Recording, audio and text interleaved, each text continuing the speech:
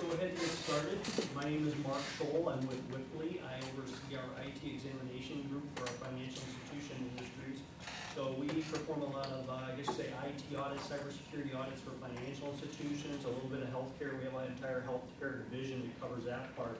Started out many years ago as a network engineer, did a lot of IT support, design, setup for networks, and then, as you say, I went from offense to defense and to enable banks and other areas in terms of identifying threats that might happen to them in regards to cybersecurity that's out there. So we're going to spend a little bit of time out there here talking about different cybersecurity threats and trends. You really can't have a cybersecurity strategy within your organization unless you know what you're up against. So the first part I want to talk about are the specific threats that are out there against a lot of the small businesses, the small and medium-sized businesses that hopefully allow those to hit home to you. That's things that will help you recognize certain threats are out there or make you think before you start clicking on things. Feel free to ask any questions. It's very good to share that kind of information amongst the groups. The more we know about some of these security threats out there, the more it can help you or that business down the street that may have information on you out there to protect against a lot of these cybersecurity threats. Now I want to spend a little time on cybersecurity safeguards and controls. We're going to talk about a little high level, things like encryption and what should be encrypted and so on. It sounds pretty easy, but yet that's where we see a lot of the vulnerabilities coming in. Because people did not have encryption or did not have a lot of the security controls in place. And then incident management. You know, we don't want you to be like a deer in the headlights, you know, in the event it happens. Because, you know, it's not an if, it's a when. We're seeing a lot of ways in which the bad guys are getting smarter out there. And they're using things that, you know, we're well beyond the Nigerian prince scams that are out there. They're getting better and better. So what is this cybersecurity thing? And if you look back, you know, say 10, 15 years ago, a lot of our information, personal information, was on paper form. You know, a lot of the applications that we filled out, you know, the checks that we wrote. You know, and we still see a lot of them in paper form, but yet we're seeing everything digital. You know, the way that you do business with a lot of your customers, you use a lot of email, you may have electronic transactions, and in the course of doing business, you use the computer more and more for electronic transactions. So as we've seen a shift from paper to everything being digital, and a lot of those within your internal organizations or within your, you know, the way you do business with your business partners, that, you know, the bad guys, you know, can have access to that data from just about anywhere, whether they're overseas, whether they're in the United States. We'll talk about, you know, the composition of where these threats are coming out in a little bit. But because of that, you know, we hear this thing cyber, you know, and it's basically the evolution of the way that we process and store and transmit our data that's out there within our organizations. So let's look at some of the trends. And like I said before, you can't have a cybersecurity strategy unless you know what you're up against. But, you know, it's big business. And you've probably seen movies, I watch a lot of these movies, in which, you know, the hacker's out there, he's up in the middle of the night, and he has like 8 cans of Jolt out there keeping him awake. That's really not how it works. It's organized crime. It's very sophisticated. It's very well put together. They're well educated. They work in a lot of teams that are out there. And organized crime in the United States, we're seeing over in Russia, we're seeing more politically motivated, you know, in the China region. Ukraine, we're seeing a lot of that.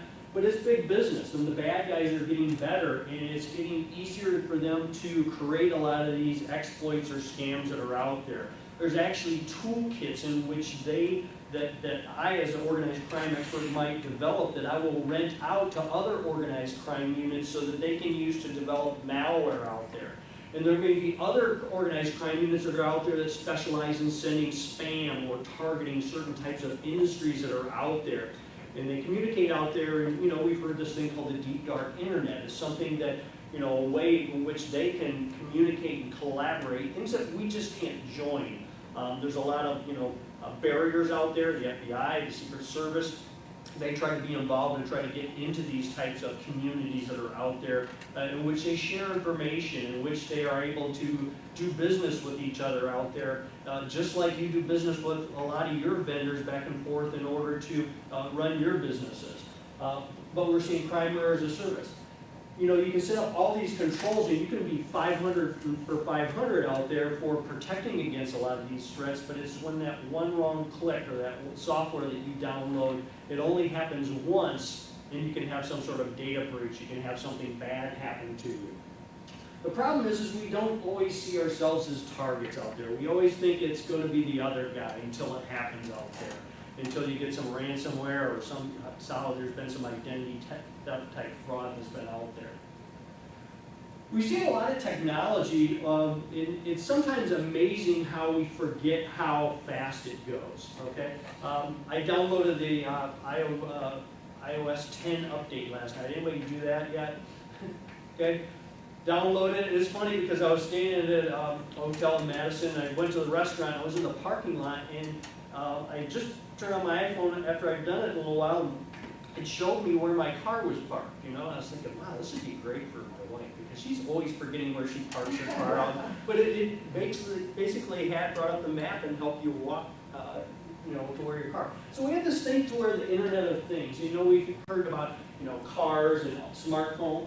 Home devices, and that's another big thing that the iOS 10 is coming out with, where you can integrate a lot of your smart home devices. We often don't think of those things as being vulnerable, but a lot of times, you know, you see the Target breach where it was actually the HVAC vendor for Target in which the information was compromised on the credentials of the system that allowed the bad guys to get in to Target. And from there, they were able to traverse off a system that did not include any customer information, any credit card information, no social security numbers, but they were able to traverse off of that to get to their point of sale systems. And that's where they were able to get a lot of that credit card information, which they were able to then make their own credit card. So we often think of these things as very innocent devices, but yet they can be used in such ways that we don't even realize. But we have, automobiles. We have so many computers in the automobiles that we see now. And it used to be, take the cruise control. Had a computer for that. Or then we had, braking system. It had a computer system for that. And they were isolated. Now we're seeing that these computer systems within the vehicles talk to each other. Okay. And so we have hundreds of different computer components within our car. And you know that because you know how the mechanics diagnose your problems. They go in and they plug something in your car and they find out exactly, what's wrong with it. And it's communicating with all these different devices. And we saw 2 years ago, I think it was 2 or 3 years ago, at the Black Hat Conference, which is kind of like the hacker conference every year, about how they were able to exploit, a lot of these computer systems in Jeeps and other automobiles out there. Medical devices, things that are implanted in us in which they use to communicate. And a lot of these things like webcams, internet phones, and a lot of things that, that are out there in the marketplace. The iPhone has only been out less than 10 years, and look how it's changed how we do business with, each other, or we communicate, or, how we use social media, how we do purchases. The iPad came out, was about 6 years ago. We're seeing it, especially for internet banking and very app-based type transactions we're doing now. So here's some of the trends that we're seeing is that cyber thieves are expanding from account takeover and identity theft. They're adding scams to extortion. And what I mean by this is, it's one thing where they get your social security number or they get your credit card number and they're able to impersonate you in order to perform fraudulent transactions. But now what they're doing is they're getting very blatant out there, and we're seeing those if you've ever come across ransomware. We've seen things like, virtual currencies, cryptocurrencies, things like Bitcoin and other types of virtual currencies, which make it very easy for the bad guys to get the malware out there and get their money through a different type of transaction, which is not traceable or virtually very difficult to trace out there. So we're going to talk about ransomware later on and how that comes into play, but it's kind of a new avenue in which we're seeing ways in which they can get money. And they're actually targeting, certain businesses where, for healthcare or for other ways in which they're able to extort that money. 63% of confirmed data breaches involve leveraging weak passwords, default, or stolen passwords. And, we're all human. We tend to use the same password in a lot of different systems. Anybody not do that? Everybody have a way in which they create, we tend to use the same passwords for a lot of different systems.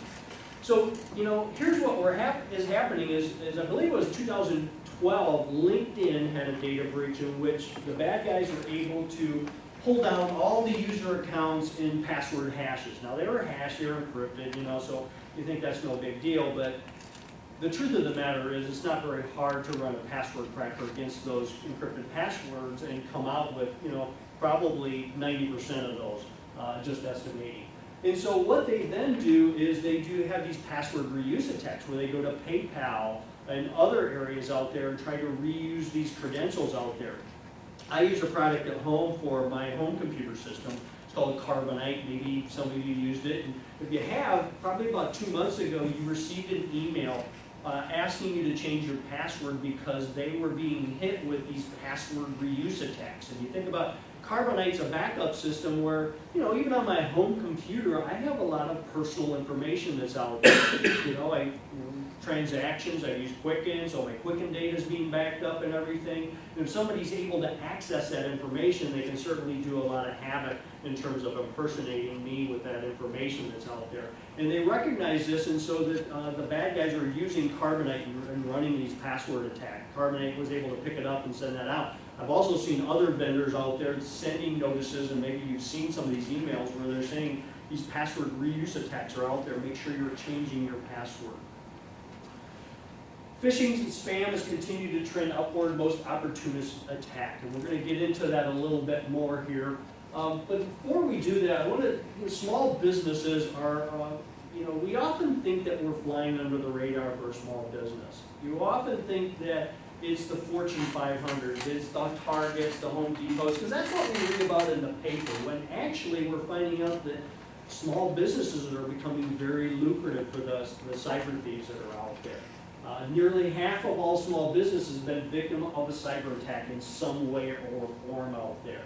A lot of it, unfortunately, is, you know, you don't have the budget. You don't have the budget for 24/7 monitoring. You don't have the budget for a lot of the internal fraud detection tools out there within your organizations, and a lot of small businesses that are out there. Among the small and medium business owners that suffer a breach, 60% go out of business after 6 months. Okay, a lot of that has to do with some of the laws and the liability that comes along with a data breach if there's personal identifiable information exposed out there. So how do we get Crimeware on our system? I'm going to briefly talk about the top 3 that are out there. And, you know, a lot of it is the same way they've been doing it over years, but they're getting better at it. They're getting more clever, and they've got better email lists, and they're better targeting a lot of the victims that are out there. But it's the email attachment. If I had to guess, I probably would have thought about, an email link, but we're still seeing a lot of the email attachments. Later on, we'll talk about a high level more about, what kind of controls a small business can use in order to prevent becoming a victim through that. We're also seeing a web drive-by. We're going to show you a scam a little later on, but we often think that as long as we go to legitimate websites and not those, other websites, and we often think that we're a victim if we're probably going to websites that we shouldn't go to. But the fact of the matter is, a lot of the legitimate websites out there, are also vulnerable. We'll get into more about that. Email links that are in there. Email links within, say, an email message that's out there, very easy to impose on in order to create an email link out there that can take you to a malicious site that make you think that you're going to a phishing site, which you enter maybe your login name and password that's out there, or they take you to a site which they're trying to get credentials from you in some way. But let's talk about email scams, and the reason I like to talk about this is because it is the most common way. I mean, you think about, is there anybody in here who doesn't have an email account? Okay. I probably have at least 3, maybe 4 email accounts. I have a Gmail at my work. I have another email account I use. But it's often how we communicate within a lot of our small businesses anymore. It's convenient. We can send messages to multiple people. We can do it after hours, and convenience of when we read these emails or send those emails. Sometimes we send emails when we should be picking up the phone. That's a whole other issue. But I want to talk about the different types of scams here because they are a little bit of a different approach. And one is, spam. Spam is basically what the bad guys use for a shotgun approach.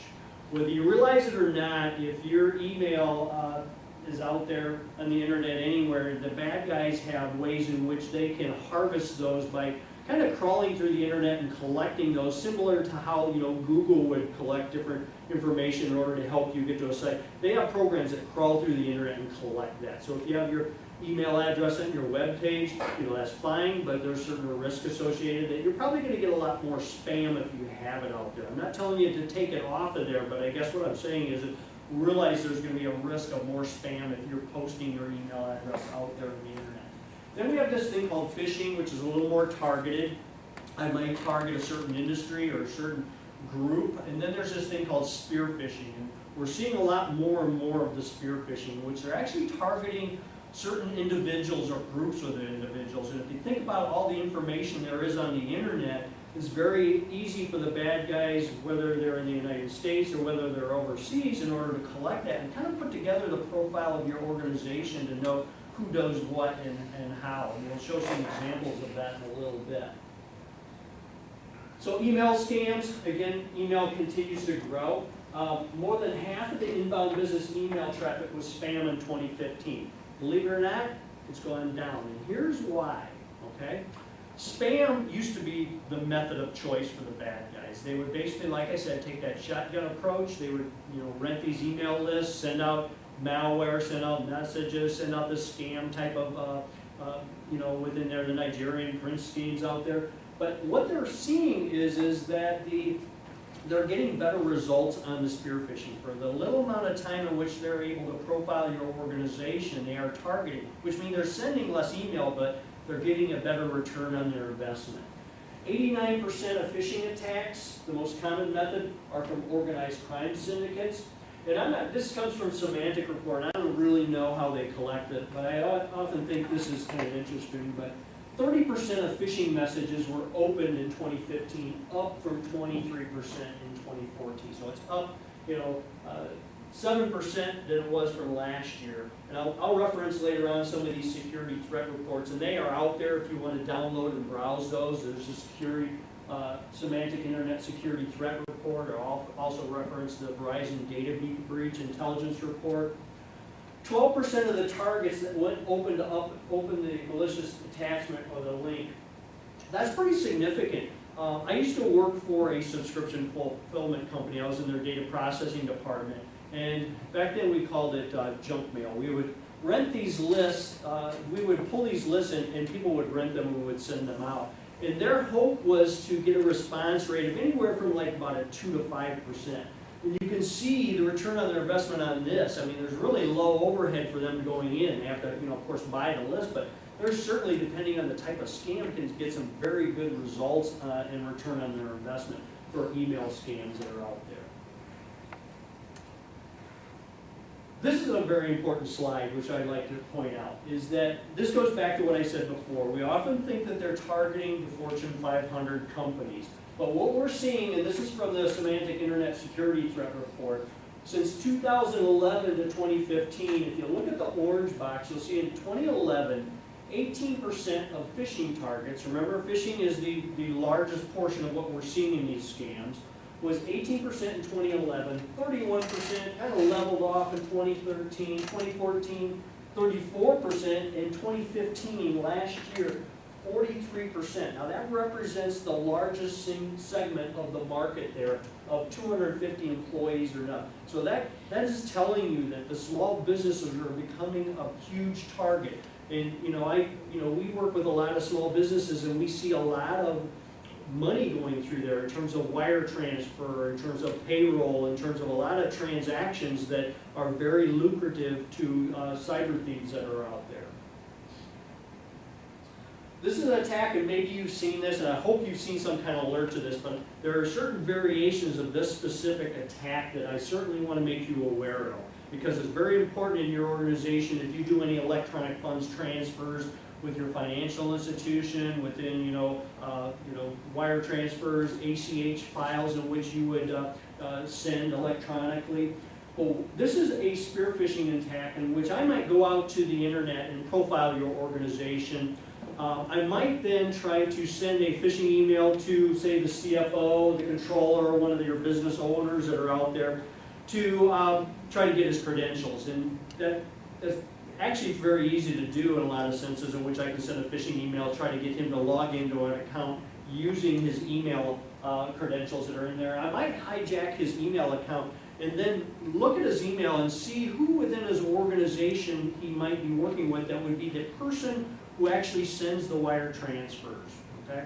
Who's the one that logs into the bank and actually does the transaction, who would make, however, whatever method might do the transfer. Well, what they're do is send like a lookalike, and then send that to appear to come from the senior manager, the person of authority, to the person who is in charge of sending the wire transfers.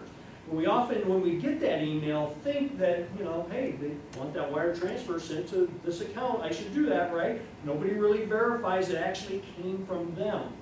And that's where the scam works. A lot of the wire transfers are typically $100,000 or higher.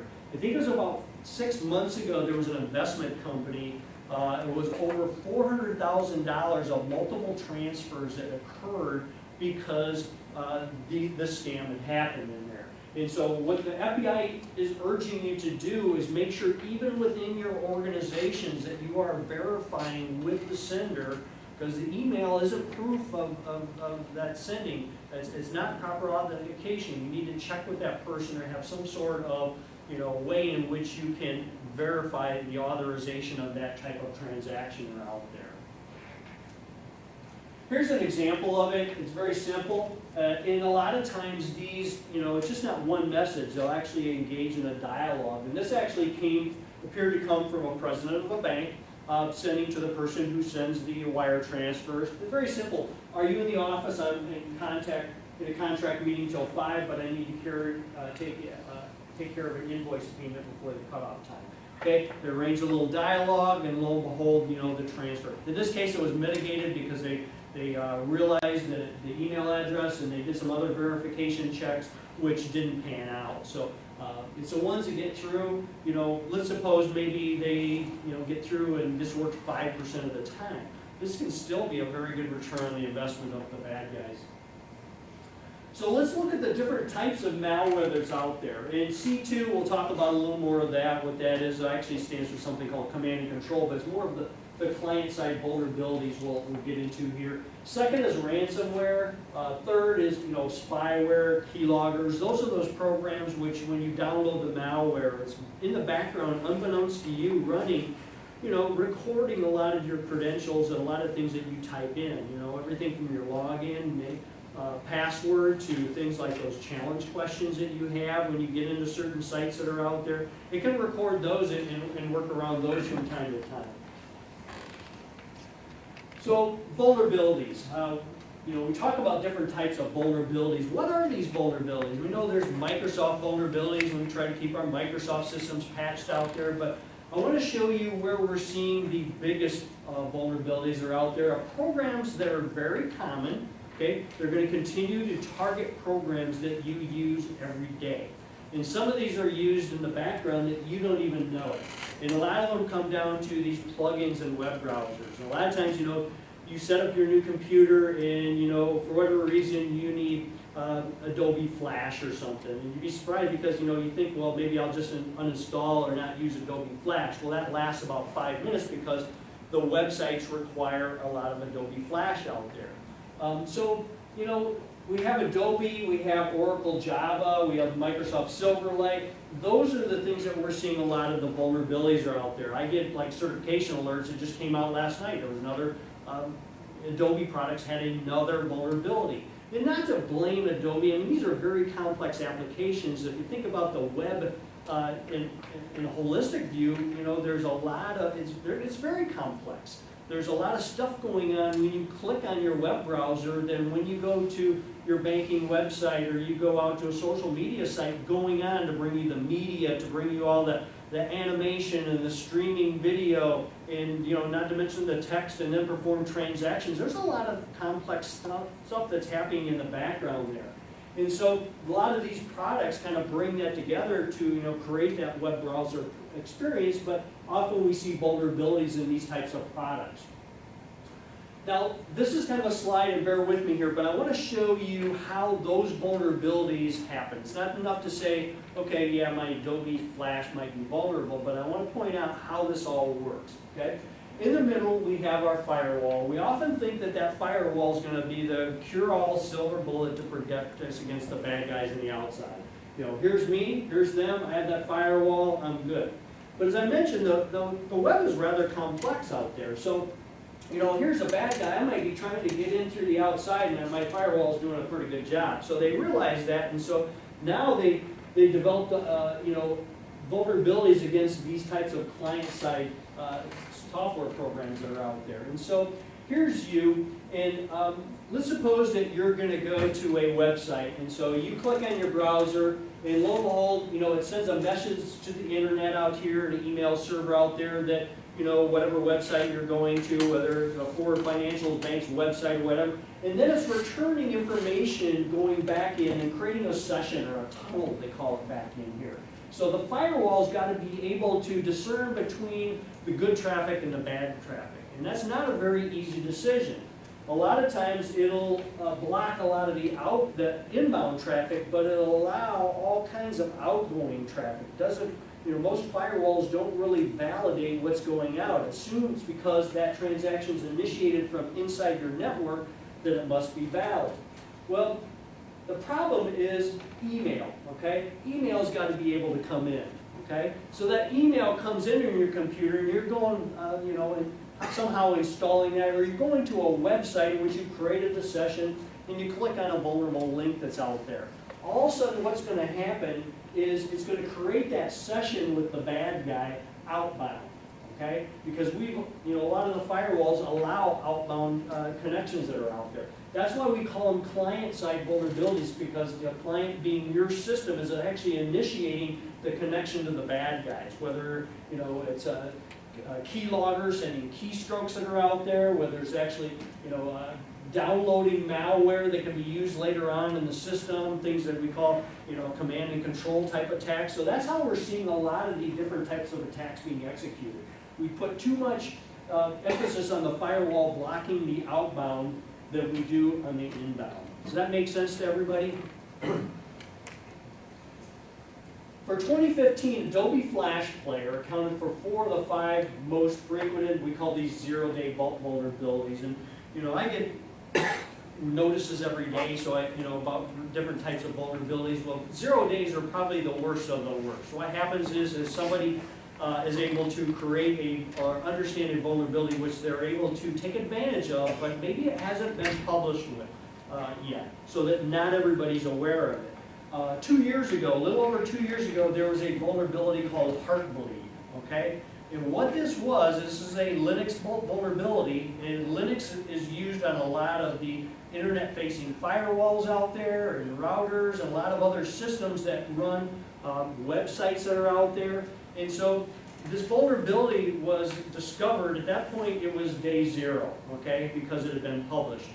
Before that, I can't help to wonder how long the bad guys had known about this vulnerability and were able to take advantage of it up to that point. And so that's what zero-day vulnerabilities are. And so that's what we're seeing with a lot of the Adobe Flash players. A lot of the bad guys, the cyber criminals, are trying to find vulnerabilities in the different applications that we use day to day and then be able to take advantage of them, and as long as they can until an update comes out for those. But we can see here for Adobe, and I'm not trying to pick on Adobe, this is you know, a statistic from the Semantic Report, but you can see in 2013, you know, the largest segment was actually the Chrome plugins, and we kind of saw kind of even there between the Chrome and Adobe plugins, and then lo and behold, last year was like the year of Adobe Flash and the Adobe plugins, those things that work in the background or with our web browsers that we don't even realize we have on there. Watering hole attacks, and this is an example of a website attack. And remember when I said that we often fall into the trap where we think that if we're going to legitimate websites that are out there, well, we can consider responsible websites, that nothing bad can happen. Well, unfortunately, that's not true.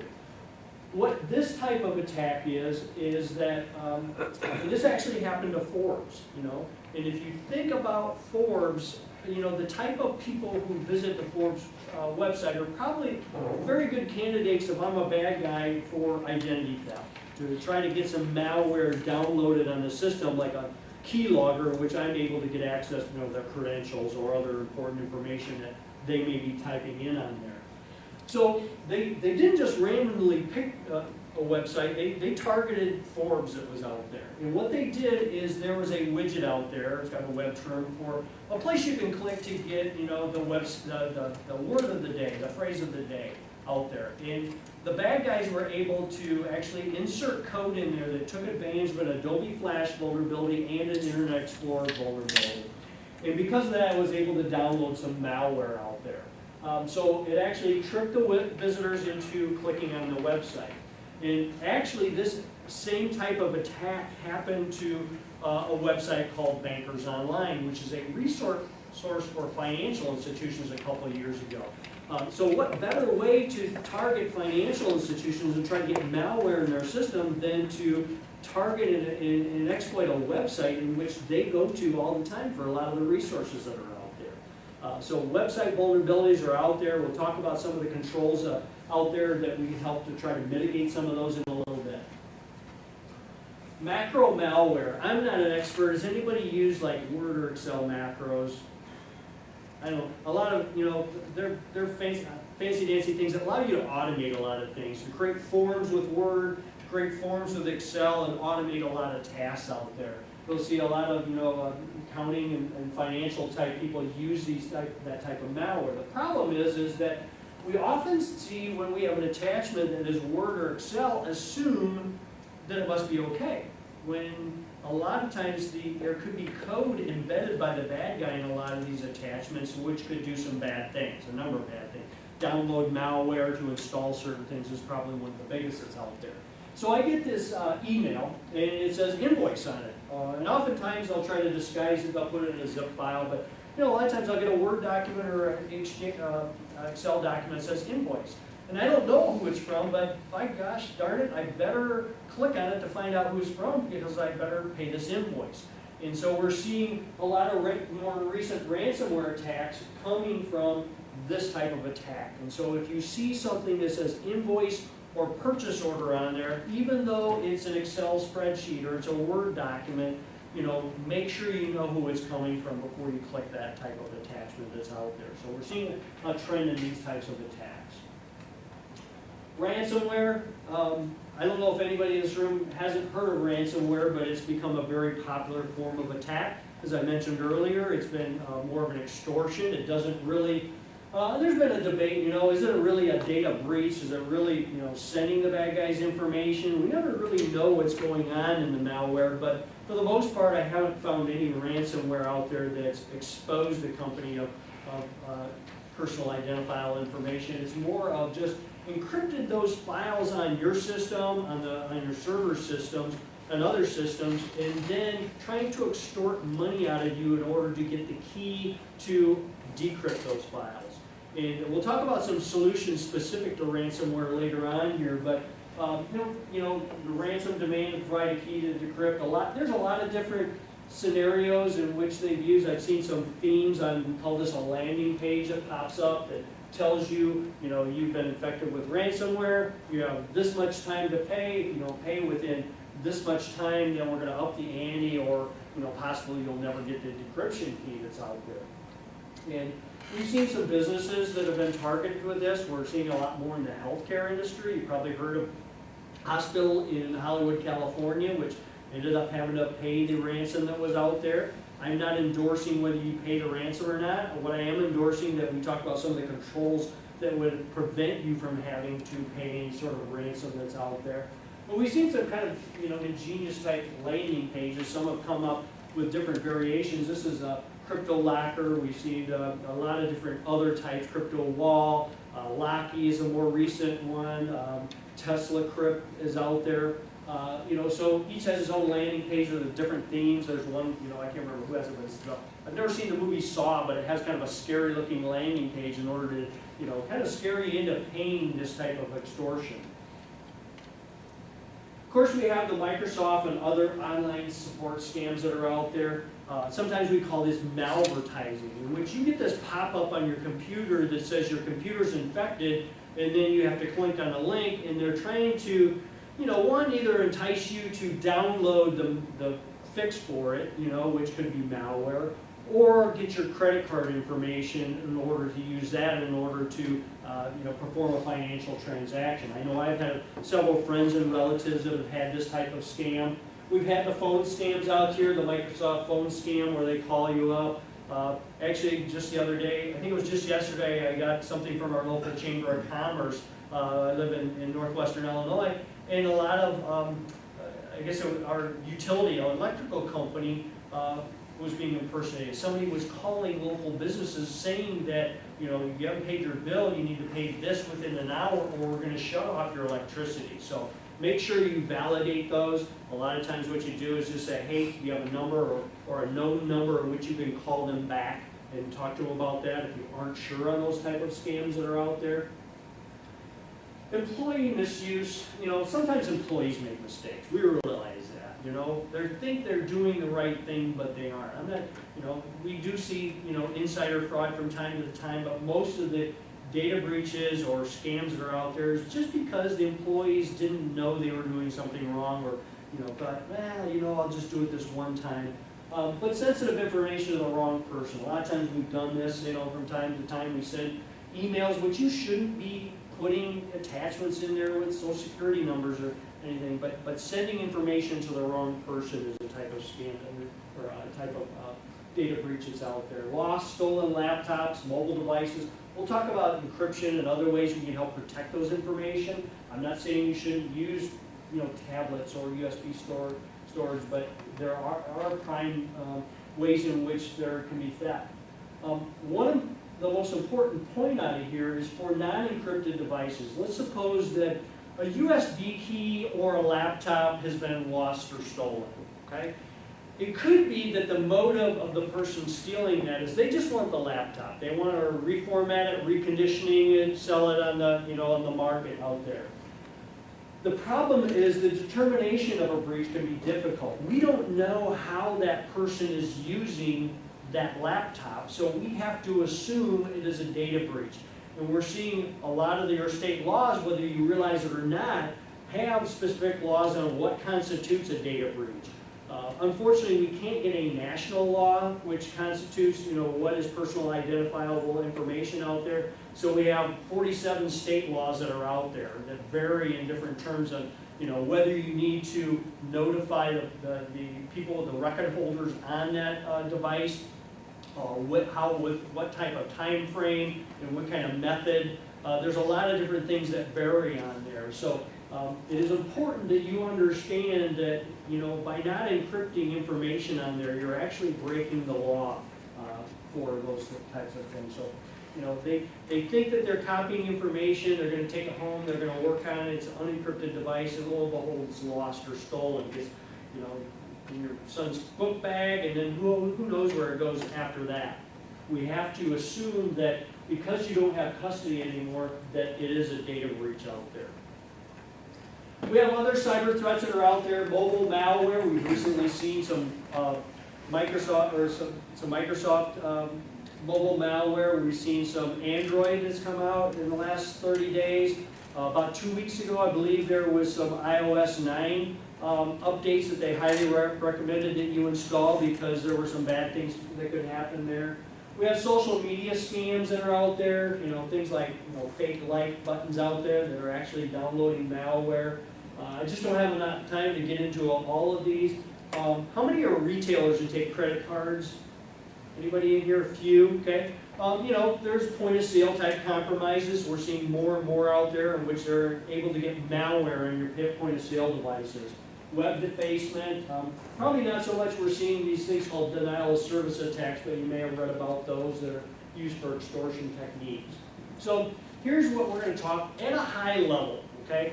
There's no single solution that I can say is going to create a solution for you for protecting it. I'm not going to endorse any products because the type of methods of controls and safeguarding your information out there may differ depending on, you know, the type of organization, how much information you're trying to protect that's out there. So I'm going to go more at a high level, but you can use this as a checklist out there to talk to your internal IT person or talk to your technology vendor and say, do I have all these controls in place, or maybe some controls that you don't have in place. You know, you can talk with them to see what it might cost in order to get those kind of controls or safeguards in place. And we often talk, you know, the defense in depth concept. There's no one silver bullet. You know, we look at, you know, that firewall in the perimeter of the internet. And then, of course, those, I hope you have some, you know, log on to your system. That's going to prevent the bad guys, if they get through the internet on your system, that you have credentials in which you log on to your computer or computer system. Then we have the applications that are out there. And then right in the middle, we have what we're trying to protect is that data. Because a lot of times, they don't really care about these layers, but that's the means of the end. And the end being the data. With that data, they can do a lot of havoc. They can create extortion schemes. They say, I have your data, unless you pay me, I'm going to, you know, publish this on the internet, or they can use it for identity theft that's out there. So it's the same way they had in the medieval times that, you know, they had this castle on the hill, made it harder for the attackers to get up to the castle, to attack it. We may have had a moat to help, to prevent them from just crossing over and getting up the castle walls, which is another safeguard. And of course, they had guards up on the castle walls, and of course, the crown jewels were often, you know, stored in the secret passageway. So you can see there were a lot of layers of defense that they used in order to protect that data, and that's the same thing that we need to incorporate within our own systems. So, how do we protect ourselves from email scams? These are really 5 questions you should ask, and I know right now as you sit, you're getting a lot of email, and you go back, and you're thinking, I need to get through all this email, you know, before the end of the day, and we're clicking, and sometimes we're going so fast that we don't really make the right decisions, okay? So these are some of the things I want to have you think about. Does the message ask for personal information? Very rarely would anybody ask you, and I've seen these email scams where they come out and blatantly ask for your login name and password. Now they do it a little more creative than that. They're impersonating somebody. But, you know, does it ask for credit card information? Is it some sort of scam that's asking for social security number or that type of information? That's one thing that could trigger that. Does the offer seem too good to be real? You know, and, you know, it's amazing how some of the offers that are out there for, you know, cash or vacations out there can be very enticing, and how, you know, it does attract a lot of people. And we often think that we're smarter than that, but the bad guys are getting better and better, and the scams are getting better and better. Does the salutation look odd? You know, reputable companies often use your name. They don't, you know, avoid using some sort of salutation or, you know, dear customer or so on. Look at the email address. That's another trigger. Okay? A lot of the scams that we're seeing with the business email compromise that we talked about earlier before, they'll come from a Hotmail account. Nobody validates that you know, my name is Mark Scholl, and if I create a Hotmail account or somebody creates that, nobody validates their name that's out there. And so it's very easy to believe it's coming from an email address that really isn't that person. Does the email have mismatched URLs? And those URLs are basically those little links you click on. If they look odd, you know, put your mouse over it without, you know, clicking on it. And if it looks different, don't click on it. Evaluate it. You know, a lot of times the extensions may be different than the .com or the .net or .org that we're used to. We need to evaluate those to determine whether those are actual legitimate types of emails that are out there. And the last one is just, does it give you that funny feeling out there? Sometimes we just have to rely on our intuition, you know, in terms of being able to determine whether we open that attachment or we click on that link. Account takeover, identity theft. These are certain ways in which we want to create safeguards out there. Use strong authentication. And I know we talked about password reuse. It's out there. We're seeing better, and people ask me, you know, what about password managers? Anybody use a password manager, something like LastPass or something that's out there? And we've seen, you know, yeah, you are kind of putting a lot of, you know, your eggs in one basket, but yet they're becoming better password managers out there, which basically allow you to store all of your passwords in one place so that you can develop a system in which you have multiple passwords. And you know, if I'm home, you know, doing a lot of different types of transactions, my insurance company, my financial institutions, or whatever, I have a lot of different passwords on there. Very frequently, I'll get on my smartphone or I'll use it, or they even have them in which they can be a web browser plugin which can help you log in without having to, sometimes you don't even know what your password is. Avoid sharing login accounts and passwords. You never know, where that information is going to be going. I'd like to say change your passwords every 45 days, but I'm not sure that that would be very convincing to a lot of people, but changing passwords in cases that are compromised. Yes? On your computer where it asks you, do you want this computer to save your password, is that something that's suggested, or does that increase your threat at all? Okay, very good question. The question is that when you go on your web browser, you're logging into a system, a lot of your web browser features will allow you to save that password. I have to say that myself, I use that from time to time. If it's in my business, I know our company does not allow our web browsers to say that.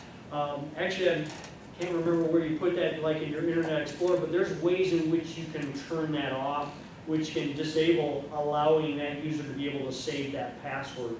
We haven't seen too many attacks out there, but you got to realize that password is saved on the computer. It is encrypted, but what's safe now may not be tomorrow, and so we always have to think about not whether it's safe today, but what happened 3 months from now, that encrypted password on that system, whether it will be safe. Did I answer your question? Okay, you can disable that. I do it for my home use from time to time for sites that are not critical, where I don't perform financial transactions, but at work I definitely don't. We talked about the reuse attacks. Make sure you're changing your passwords occasionally for your Facebook, your LinkedIn. We continue to see a lot of Facebook sites becoming hacked, and the reason being is they're using these password reuse attacks.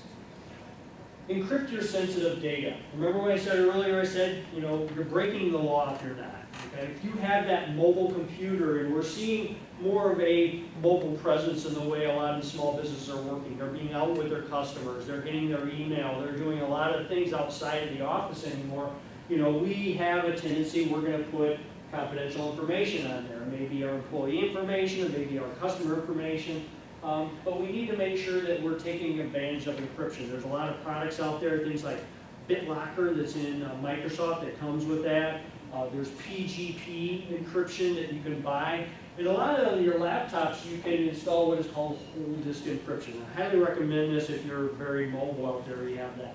Basically what you do is you install it on your system, and it encrypts your hard drive, and you have basically a preliminary login, and you tie it in with your Windows credentials. So if that laptop is lost or stolen, by law in most states, you do not have to report that as a data breach because the information on that laptop is encrypted.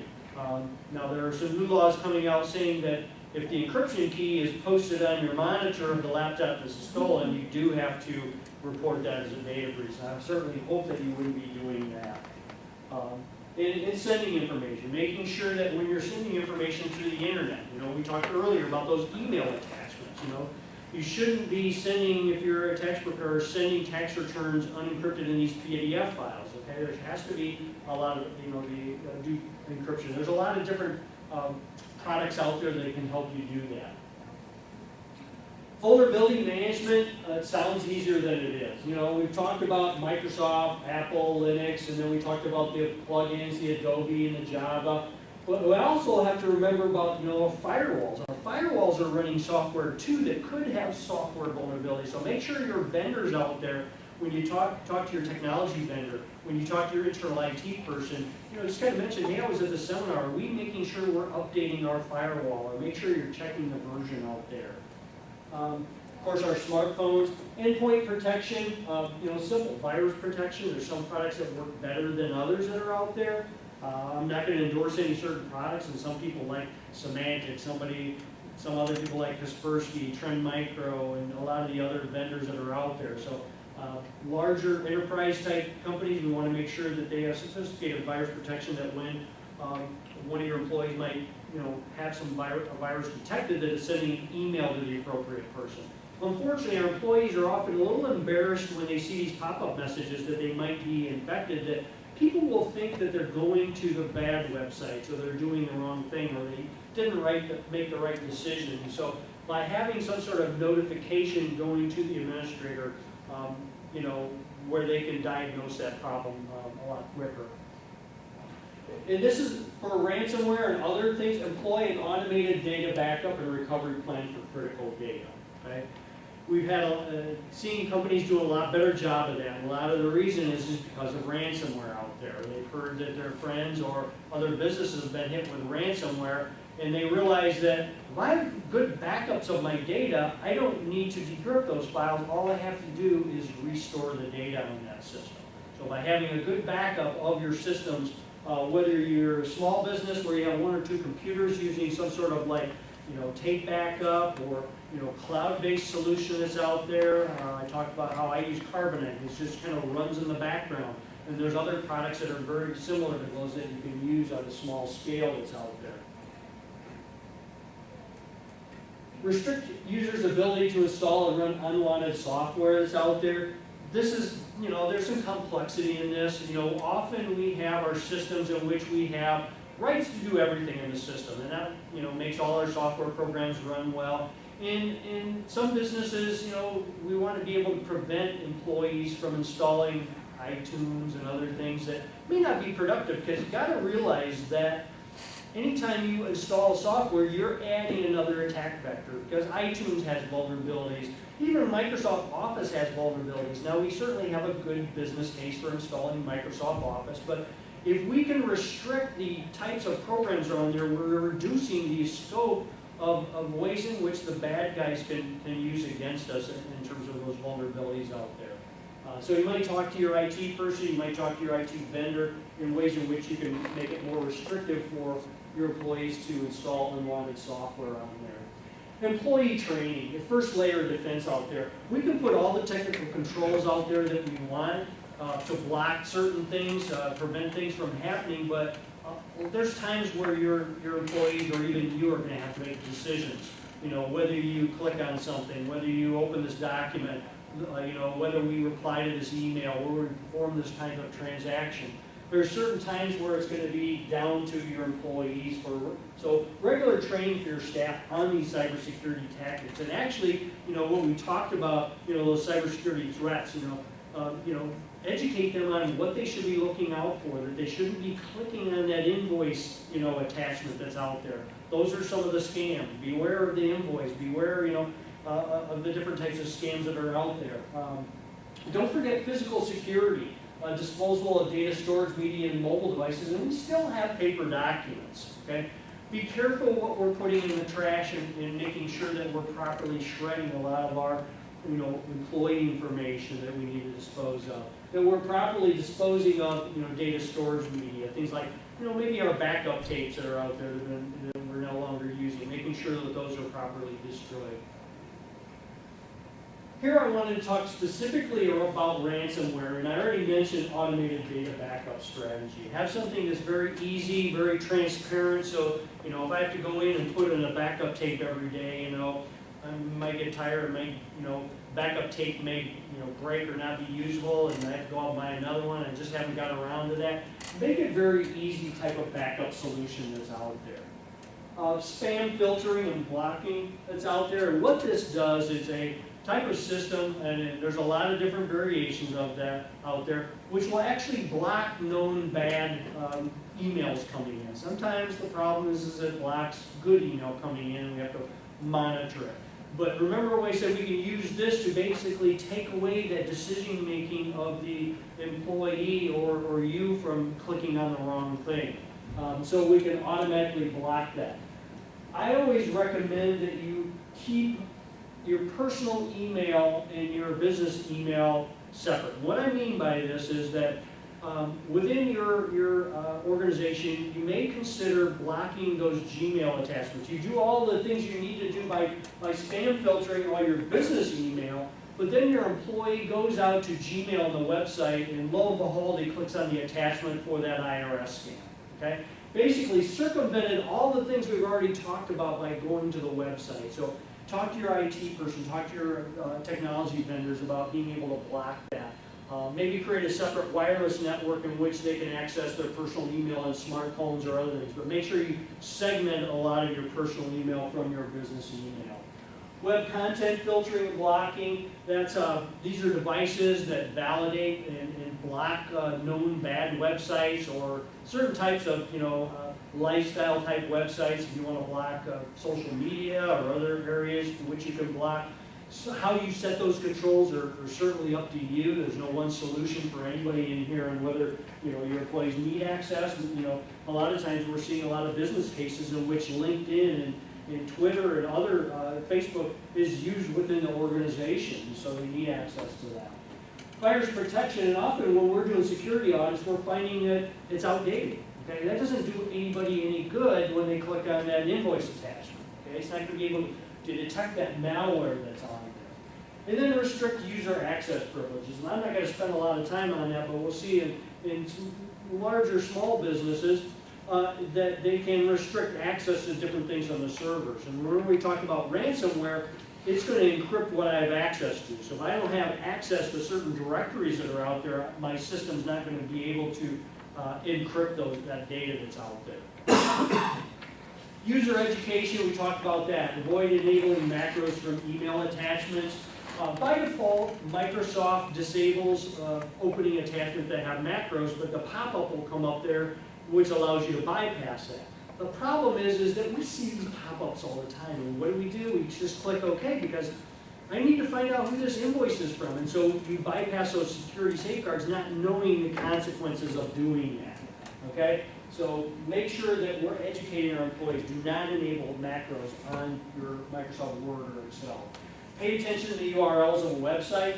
A lot of times I would say most times, when I get say a LinkedIn request and it wants me to click on the email to accept, I don't click on that. I'll actually delete the email, and the next time I go into LinkedIn, I will actually, because then I know I'm going to the legitimate site, it'll actually tell me whether that person wanted to, have a link to mine, okay? So, if I get something from Facebook or anything, I'll often go into Facebook, and then I will authenticate and be able to manage those type of messages or anything that would be on emails. I avoid, for the most part, clicking on links in email. Do not follow unsolicited web links in emails. And again, a lot of times it just comes down to intuition. Does that something seem wrong with this? Are they asking for information?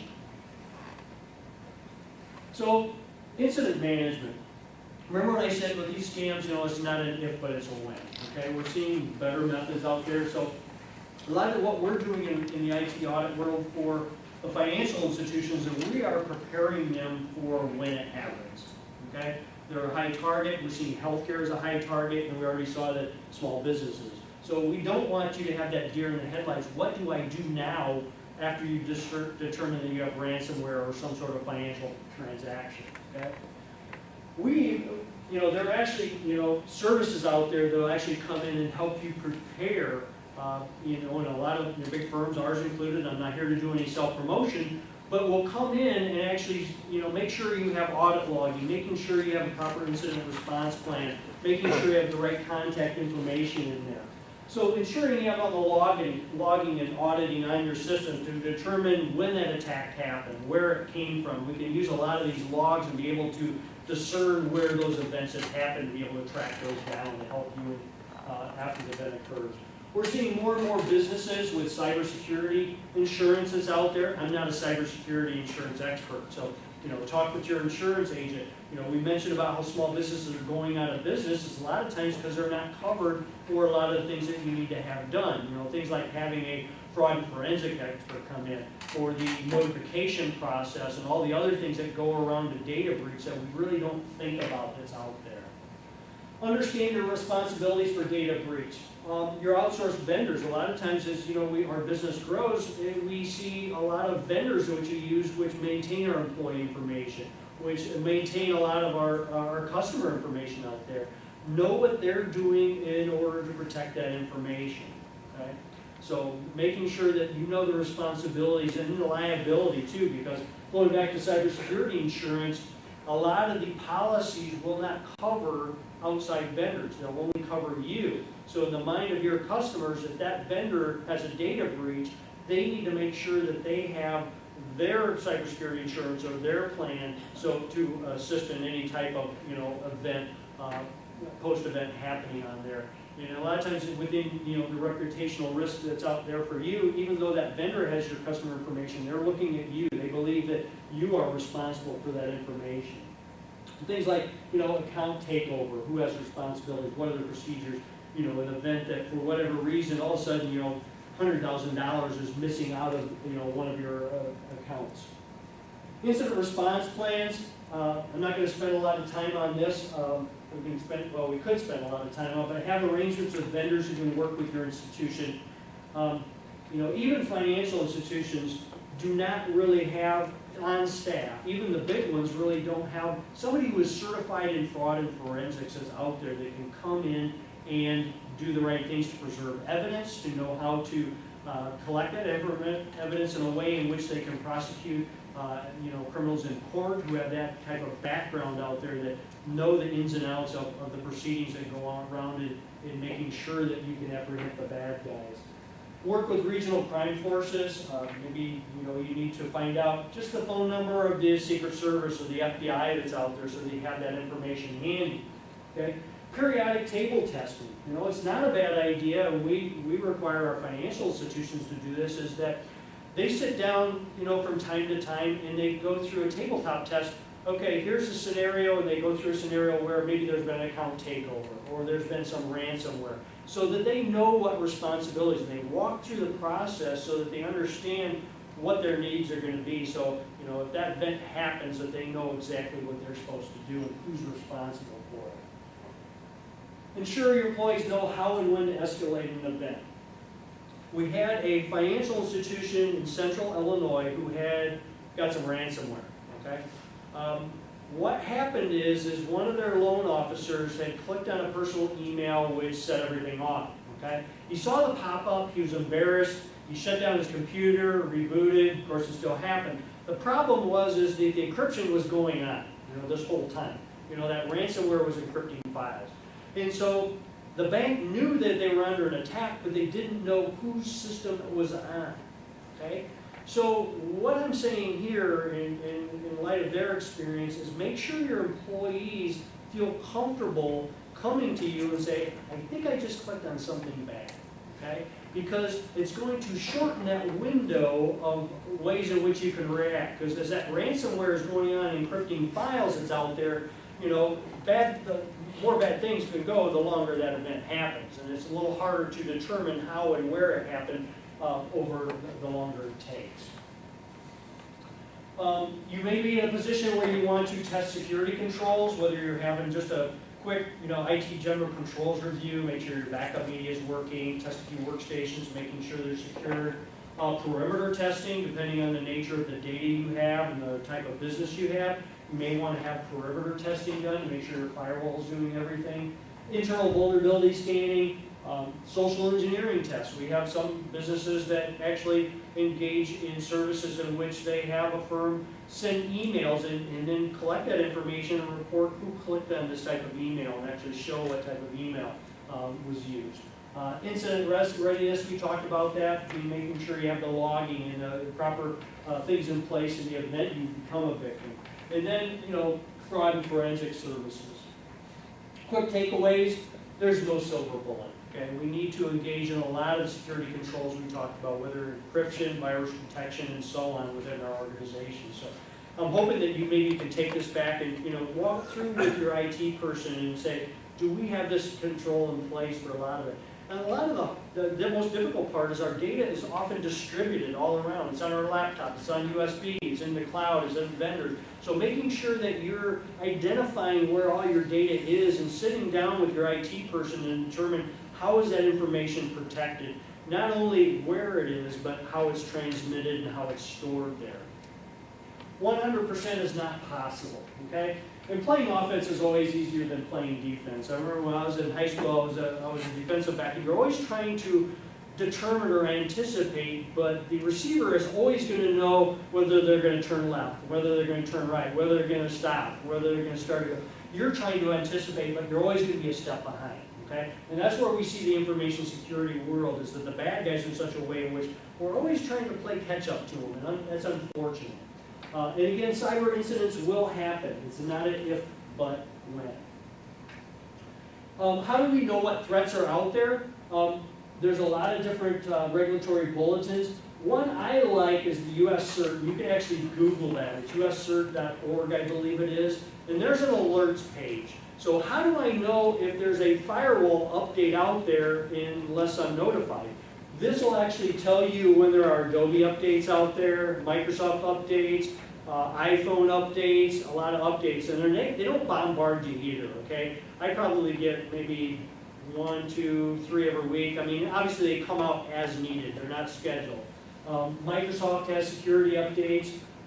Some of the information I provided through data breach intelligence reports, you can go out and Google that through Verizon or Symantec and get that information. It's probably a lot more comprehensive. It gets a little more technical out there.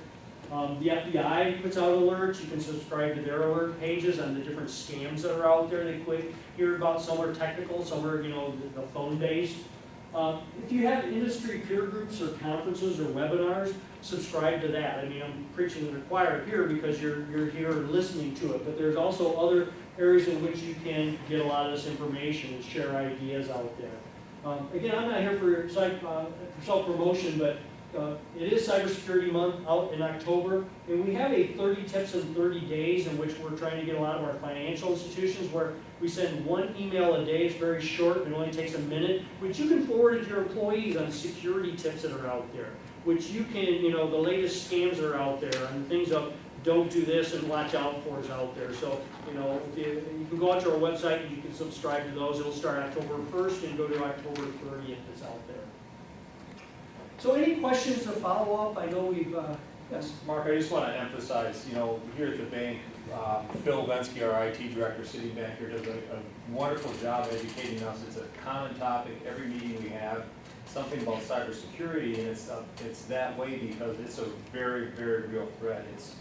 I've seen things from my customer bases from, I've gotten a fax or an email from my customer, so to speak, looks exactly like him on their letterhead, asking for a wire transfer we've got systems in place, dual authentication and so forth to avoid that. But it's daily. Just before I came up here, I got a call on my cell phone from some guy from Publishers Clearinghouse say I just won. Just before I walked down there, I'm like, okay, yay, I won. And the guy hung up on me because I knew he was a scam. But it's real stuff. We see it all the time in the news with the skimming stuff on in gas stations right now. Just hit the news yesterday. So this is huge, huge, huge. And like you said, our small businesses are probably the most vulnerable just because it's not top of mind and they're trying to run a business and it's going to take second place. So it's really a big, big issue. So we're trying to help our customers avoid the loss. Yeah. So. And this is evident here of you trying to help your customers because a lot of times the bank might get that type of transaction from your company. We talked about the business email scam.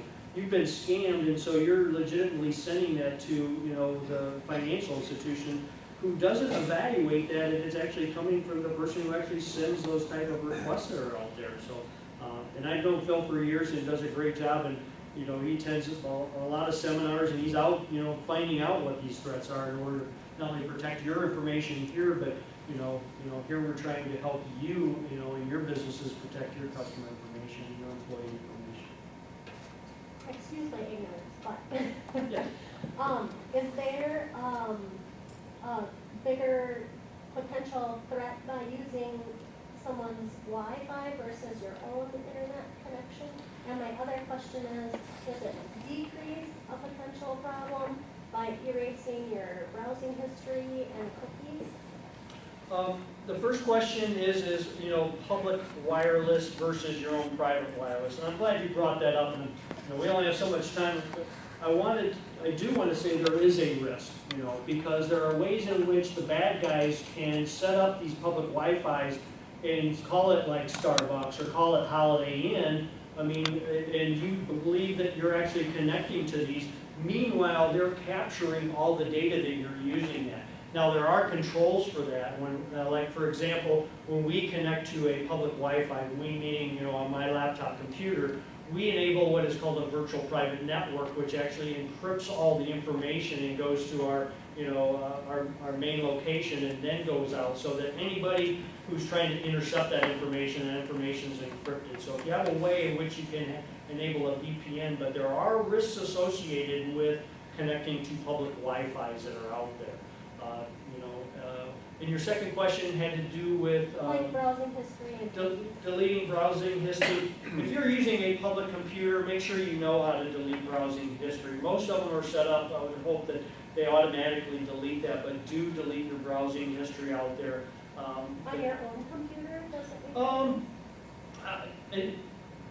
I mean, you can, I don't, it's probably, like an additional layer of security, it could be, so, yeah, I mean, that would be an additional, we have to decide what controls we're gonna put in place and what we can.